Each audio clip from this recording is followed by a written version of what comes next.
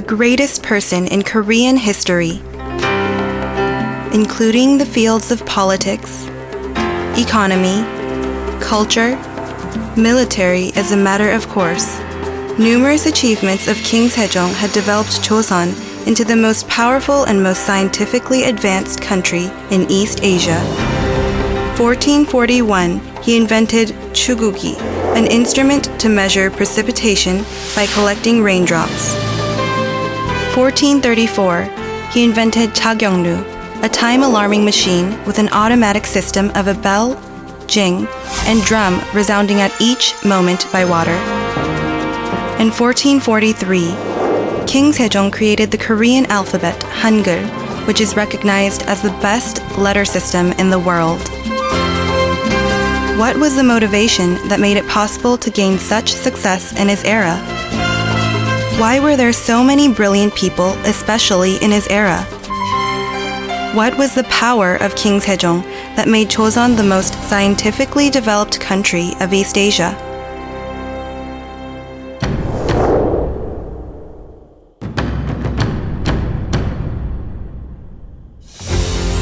First, King Sejong was a great king who always considered people's hardships and tried to do his best to make people's life better.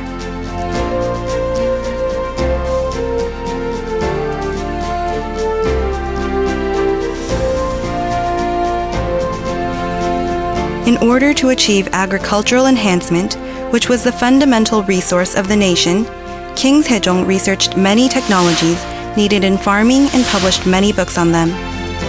The reason for developing the epic-breaking rice planting skills and the Korean odometer called chugugi, used in gouging rainfall, was to enhance the citizens' agricultural abilities and eventually to improve their lives. The most apparent example of King Sejong's affection towards the nation was the establishment of the Korean alphabet, Hangul.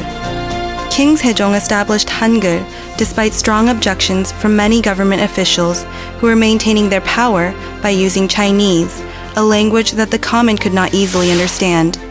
On the other hand, anyone could easily learn and write this newly established language. The ultimate purpose of the establishment of Hangul was to eliminate the hardships of the illiterate and to enhance their lives.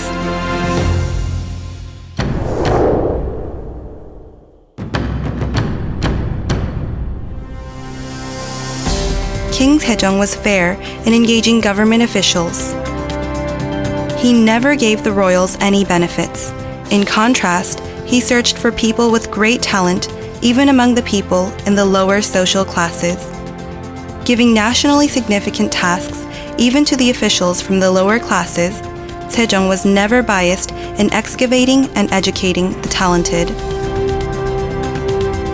He was also able to dispatch capable people into suitable positions, and he produced great achievements. Regardless of the counterforce of many officials, King Sejong noticed the capability of a humble man named Chang Yongsil and raised him as one of the most prominent scientists in Korean history. Getting support from the king, Yongsil produced many scientific devices such as Huncheoni, an astronomical device used in viewing the stars, chugugi, used in gouging rainfall, and chagyongnu, a clock run by water inside. Thus, Yongsil elevated the Joseon dynasty as the strongest country in science. Scientists whom King Sejong had chosen as talented formed the basis of the enhancement of the Joseon dynasty, and they are still honored as the virtuosos of history.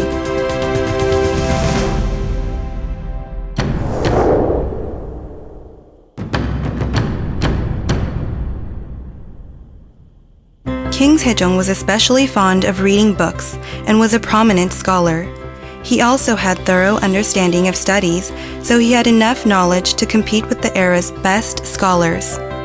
Also, by long periods of mental training, he gained the wisdom and the power needed to be a good king. He was a king who reprimanded his followers who didn't study and told them the importance of being awakened as servants of the people. Considering that the first sentence of the epitaph inscribed on his gravestone was that he was excellent with his studies, we can see how passionate he was about knowledge.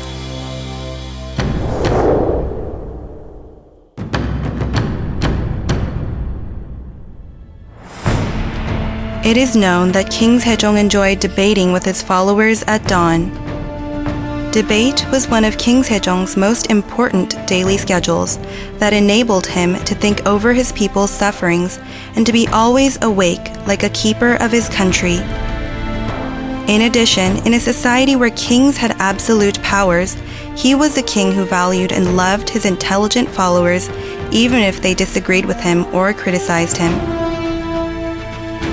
Also, even though he was a king who had absolute power, he didn't run his country imperialistically, but decided on many issues through discussion. King Sejong held 1,800 academic lectures, more than any other kings had held before. Even when he proclaimed Hangul, he read every follower's memorial to the throne and refuted it. From this, we can see that he even respected everything that contradicted his ideas.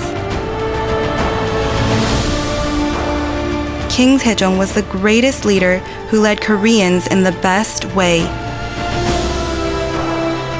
Today, if you ask any Korean to choose the best king ever, he will choose King Sejong without any hesitation.